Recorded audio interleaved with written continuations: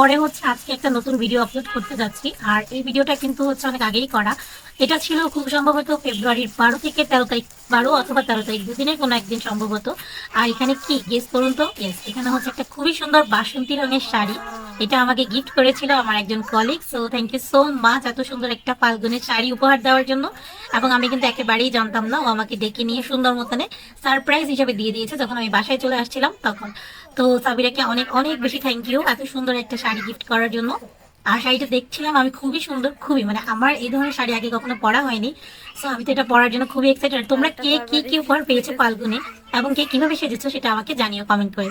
আর আমিও কিন্তু খুবই এক্সাইটেড এই শাড়িটা পরে নতুন ছবি আপলোড করার জন্য। থ্যাংক ইউ যারা হচ্ছে এতদিন আমার পাশে ছিলেন, আমার ভিডিওর অপেক্ষা করছিলেন। আজকে থেকে কিন্তু নতুন করে আবার ভিডিও আপলোড হয়ে যাবে। এবং এই ভিডিওগুলো বলে রাখি, এগুলো কিন্তু পুরাতন ভিডিও, কিন্তু রেগুলার আমি ট্রাই করবো আপলোড করে দেওয়ার, তারপরে নতুন ভিডিও চলে আসবে।